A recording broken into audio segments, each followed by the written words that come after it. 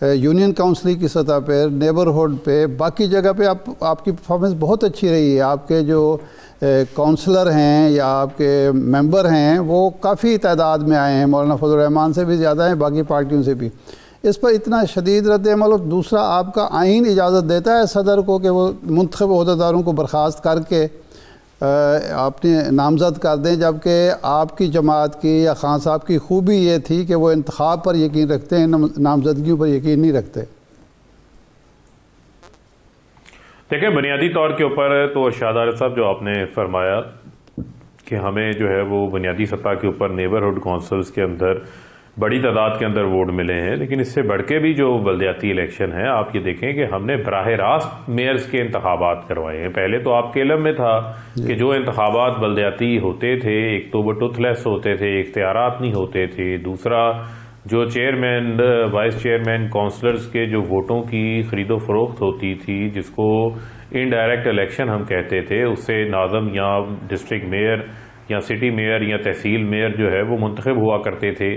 तो हमने उस रवायत को ख़त्म किया और बराह रास्त इंतखाबात करवाए। इसी के साथ साथ जहाँ तक रह गई बात हमारी मकबूलियत के हवाले से, तो अगर आप वोट्स को देखें तो सबसे ज़्यादा वोट भी तहरीक इंसाफ ही टॉप पर है, जिसको सबसे ज़्यादा वोट मिले। जहाँ पर हमारे दो दो तीन तीन उम्मीदवारान खड़े थे, वहाँ पर जो है वो हमारी जीत का जो मेयर्स की सतह के ऊपर तनासब है, उसके अंदर कमी ज़रूर आई, लेकिन जो ओवरऑल वोट बैंक है वो हमारा कम नहीं हुआ, बल्कि उसके अंदर इजाफा ही हुआ है।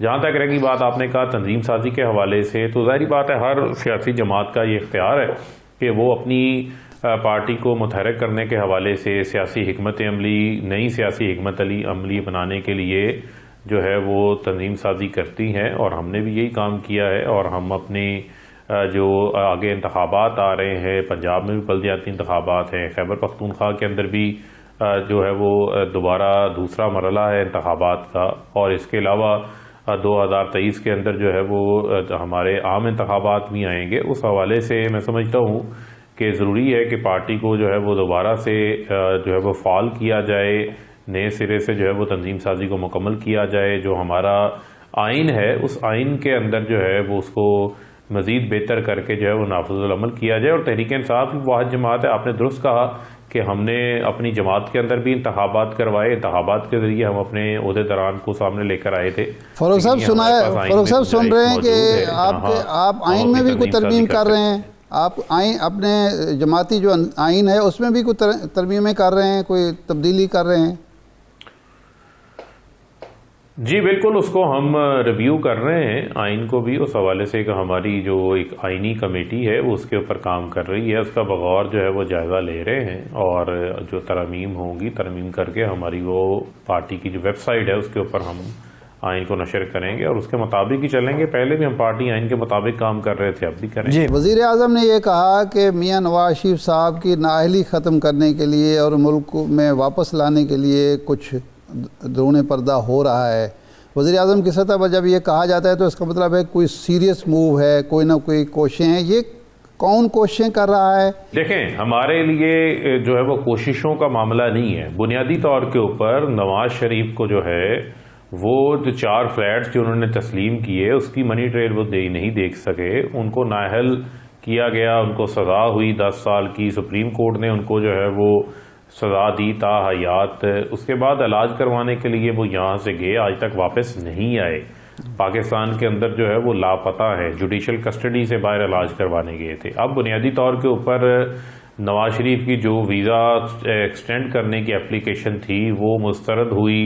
अब वो अपील के अंदर गए हुए हैं, उन अपीलों के फैसले जो है वो आइंदा साल जनवरी के अंदर मुतवक्के हैं कि वो आ जाएंगे। उससे कबल जो है वो PMLN ने खुद इस किस्म का माहौल बनाना शुरू कर दिया कि हो सकता है कि जो उनको जहाज़ में बैठा के जो है वो वहाँ से डिपोर्ट कर दिया जाए, क्योंकि उनके पास कोई लीगल स्टेटस नहीं है वहाँ पर जो है वो मज़ीद स्टे करने का। अगर उनकी अपीलों के ख़िलाफ़ जो है वो फैसला आ जाता है तो मैं ये समझता हूँ कि उन्होंने जो है वो सीधा अडयाला जेल में आना है। जब एयरपोर्ट आएंगे तो उन अडयाला जेल की गाड़ियाँ जो है वो उनको लेने के लिए वहाँ पर खड़ी होंगी।